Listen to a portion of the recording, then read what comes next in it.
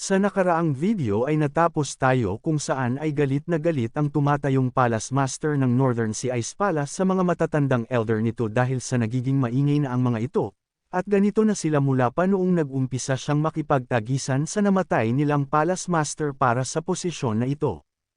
Kaya naman ay habang pinagmamasdan siya ng First Elder sa kanyang pagpapalabas ng malakas na killing intent, ay sa isip nito ay natutuwa siyang napapasabi na sapat na ito upang maisipan niya na ang anak ng dating Palace Master ay isang mapanganib na katunggali sa kanyang posisyon. Dahil hindi nito hahayaan na maging malambot ito at mahina kung napagdesisyonan na niyang tahakin ang landas ng pagiging malupit. At ang pagbibigay ng awa sa iba ay sa kalaunan ay titirahin lamang siya ng mga ito ng patalikod, totoong ang tagapagmana ay ang kanyang pamangkin at disciple. Ngunit ang pagtatanggal ng kahit na anong hadlang sa kanyang landas na tinatahak ay ang paraan ng isang malupit na pinuno. Sabi pa nito na base sa kanyang nakita sa reaksyon nito kamakailan ay ang pagligpit sa isang iyon ay sa tingin niya na mapapatagal pa. Nang napatanong naman ito sa tumatayong Palace Master na kung saan naman sila ngayon matutulog, dahil tanging ang matataas na opisyal ng Murem Alliance at ng Demonic Cult ang tanging pinapakitaan ng atensyon ngayon at inilagay sa kanilang mga guest room sa loob ng palasyo, bukod pa doon ay madaming mga tent ang nakalagay na sa kanlurang bahagi ng kanilang palasyo. Sabi naman ng tumatayong Palace Master na mayroong higit sa 1,000 mga tao ang nandito pag pinagsama-sama, kaya naman ay kapag nagawa na nilang maresolba ang patungkol sa Dragon Turtle, ay papaloakin nila ang kanilang palasyo upang magawang tumanggap ng madaming mga bisita, kaya naman dahil dito ay napasabi na lamang siya na nakakahiya ang sitwasyon nilang ito, dahil dito ay agad naman na sumingit ang elder at sinabi na siya ang bahala sa usapin na iyon. Sabi pa nito na kailangan nilang umasa na walang kahit na anong mangyayari ngayong gabi, dahil sa kailangan pa ng mga ito na makapagpahinga man lamang kahit na isang araw matapos ng kanilang mahabang paglalakbay. Sabi naman ng tumatayong Palace Master na hindi niya alam kung makakapagpahinga ba ang mga ito ng maayos, dahil sa ang mga pagyanig na nag-umpisa sa Sealed Turtle Island ay inuugoy ang palasyo ngayon. Nang bigla naman silang natigilan dahil sa nag-umpisa na naman ito, kaya naman sa isip nito ay napapasabi siya na ang lakas ng pagyanig ay mas lumala pa, at ang lahat ay sinusubukan ang lahat ng kanilang makakaya at siniselyuhang muli ang Dragon Turtle. Kaya naman ay hindi niya alam kung bakit siya nakakaramdam ng matinding pagkakabalisa.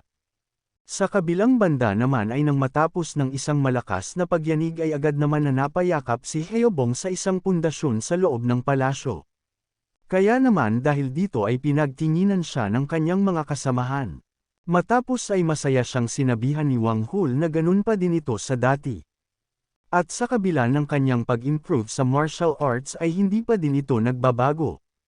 Sa nangyari ay napadepensa naman si Heobong at sinabi na mas nakakapagtaka ang hindi maging ganito kung ang buong lugar na ito ay nayayanig, kaya naman ay humanap ito ng kakampi at tinanong si Moongyu kung tama ba siya sa kanyang sinasabi, ngunit sinagot naman siya nito at sinabi na ayos lamang siya dahil sa nakakuha naman siya ng matatag na suporta sa kanyang tabi. Sa nangyari ay hindi na lamang ito pinansin ni Heobong.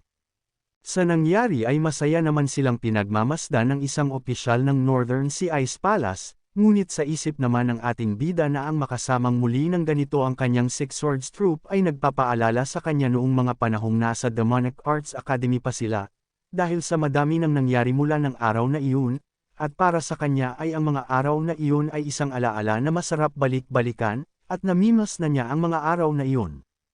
Nang bigla naman na nagsalita ang Northern Sea Ice Palace, Frost Sword Squad Vice Leader na si Ouyang, na wala silang dapat na ikabahala, dahil sa ang palasyong ito ay gawa sa Dwan Stone, kaya naman ay hindi ito magagawang bumagsak mula sa pagyanig ng ganon-ganon lamang. Kaya naman dahil dito ay napatanong si Heobong na kung sakaling maging malakas ang pagyanig ay maari na itong bumagsak, ngunit sinagot naman siya nito na hindi niya alam ang bagay na iyon, dahil sa ayos pa din naman ang estado ng kanilang palasyo hanggang sa mga oras na ito. Napaturo naman ang binata sa isang pader at sinabi na mayroon ng mga bitek sa banda roon kaya naman ay sa papaanong nasasabi niya na nasa maayos pang lagay ang palasyo nila. Nang bigla naman itong binetukan ni Hu Sanghua dahil sa nagiging bastos na ito sa kanilang kausap, dagdag pa nito na umaakto ito na para siyang nasa kanyang sariling bahay. Habang pinagmamasdan naman sila ng vice leader ay sa isip nito na hindi siya makapaniwala, dahil ayon sa kanyang mga naririnig na ang mga tao ng demonic cult ay hindi maayos sa pakikitungo at masusungit, ngunit base sa kanyang mga nakikita ay ang mga ito ay mga ordinaryong tao lamang din kagaya nila kung kumilos. Nang bigla naman na nagulat si Moon Gyu dahil sa bigla na lamang lumapit si Xian Yuun sa isang pader at agad itong hinawakan. Matapos naman na magawa ito ng ating bida ay agad nitong tinanong ang nanomachine na kung ano ang kasalukuyang kondisyon ng gusaling ito, kaya naman ay agad na iniskan ito ng nanomachine, at matapos ng ilang sandali matapos na ma-scan ay sinabi nito na ang mga bitik sa pader ay kumpirmadong kamakailan lang nagawa, at base sa nakikita ng kanyang nanomachine sa mga pinsala at sa mabilis na paglala ng sitwasyon, ay ang gusaling ito ay hindi na magtatagal. Nang bigla naman na muling yumanig ng malakas upang ang lahat ay mabahala. Sa isip ng vice leader ay labis itong nagtataka dahil sa ang pagyanig na iyon ay mas lalong lumalakas, at hindi na nito pa maaalala kung gaano na itong mas napapadalas. Nang bigla naman siyang tinanong ni Samachak kung ayos pa din ba ang nangyayari sa ngayon, ngunit masaya naman itong sinabi na ang pagyanig ngayon ay mas lumakas na ito, ngunit ang kanilang kisame ay hindi naman basta na lamang nababagsak sa kanila o kahit na ano pa man dahil sa ang kanilang palasyo ay gawa sa Duan Stone. Nang bigla naman na unti-unting nagbabagsakan ang mga maliliit na parte ng kisame sa kanila. Kaya naman ay agad silang umiwas sa mga ito, kaya naman ay muli niyang tinanong ang vice leader na kung talaga ba na sigurado siya sa sinasabi nito. Ngunit sanabihan na lamang niya ang mga ito na sa tingin niya na mas mabuti na kung aalis na muna sila sa gusaling ito, at kailangan niyang ibalita ito sa kanilang tumatayong Palace Master, kaya naman ay sinabihan niya ang mga ito na sumunod na muna sila sa kanya. Nang muling yumanig ulit ng mas malakas, kaya naman ay lahat sila ay napahinto dahil sa ang kanilang tinatapakan ay unti-unti nang nawawasak, kaya naman ay agad na kumilos ang ating bida, at mabilis na ipinagyelo ang nasa paligid nito. Sa nangyari ay nagulat naman dito ang vice leader, sabi nito na hindi siya makapaniwala sa kanyang nakikita dahil sa ang mga bitik sa sahig ay nagawa nitong mapagyelo, dahil dito ay napapatanong siya sa kanyang isip na kung sa papaanong mayroon itong napakalakas na yin energy, at para sa kanya upang magawang mapagyelo ang buong sahig, ay kailangan nitong may master ang Ice White Divine Arts.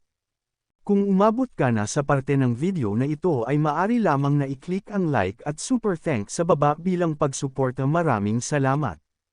Matapos na mapagyelo ito ng ating bida, ay bigla naman na napansin ni Heobong na ang kisame sa kanilang itaas ay gumuguho na din, dahil dito ay napasalag na lamang ang vice leader dahil sa hindi niya na ito magagawa pa na maiwasan, ngunit nang inimulat naman nito ang kanyang mga mata, ay nakita niya na ang mga bato mula sa mga gumuho ay bigla na lamang na nagsipaglutang.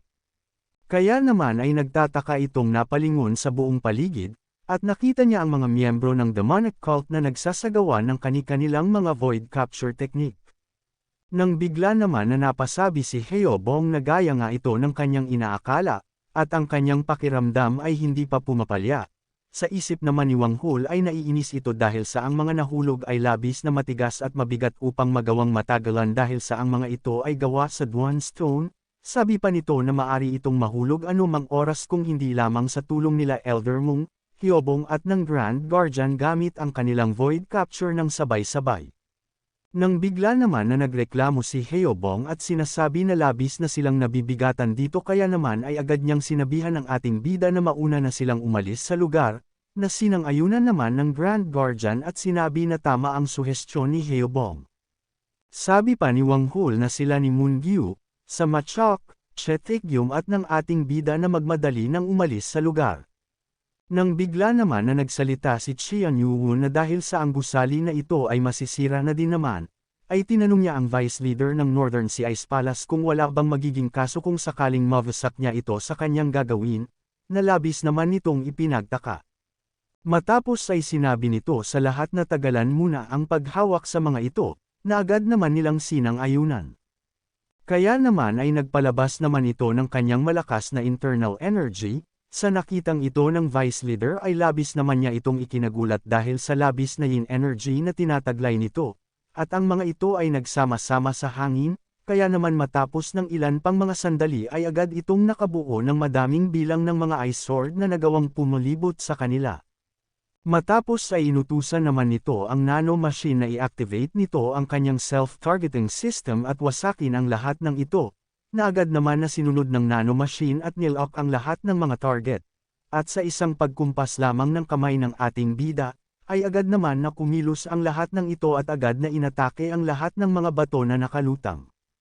Sa labas naman ng Northern Sea Ice Palace ay ramdam na sa buong gusali ang malakas na pagyanig, kaya naman ay inutos ng iba na agad na lisanin na ng mga nasa loob pa ang gusali bago pa ito tuluyan na mawasak.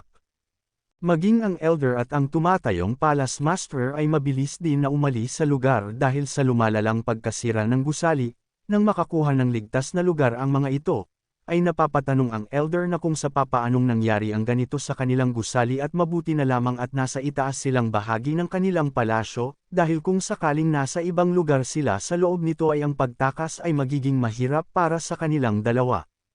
Natigilan naman dito ang tumatayong Palace Master, at sa isip nito na nagawa nga niya na makuha ang posisyon na nararapat lamang sa kanya, ngunit ganito naman ang kinahinatnan, sabi pa niya na matapos nito ay sa tingin niya na hindi maganda ang mga susunod pa na mga mangyayari. Sa lugar naman ng ating bida habang nasa loob pa din sila ng pagguho ng palasyo ng Northern Sea Ice Palace, ay nagpapatuloy pa din siya sa pag-atake sa mga bumabagsak na malalaking tipak ng bato. Kaya naman ay habang pinagmamasdan niya ang mga nangyayari sa paligid, ay napapatanong siya na kung talaga ba na isa pa ba itong tao, matapos ay mas nilakasan pa nito ang kanyang pagpapakawala ng kanyang internal energy, at nagpatuloy pa sa pag-atake sa mga mas malalaking tipak na bato na nahuhulog sa kanila. Kaya naman kung gusto mo na masubaybayan ang ating kwento ay i-open mo lang ang notification bell pagkatapos mo na mag-subscribe.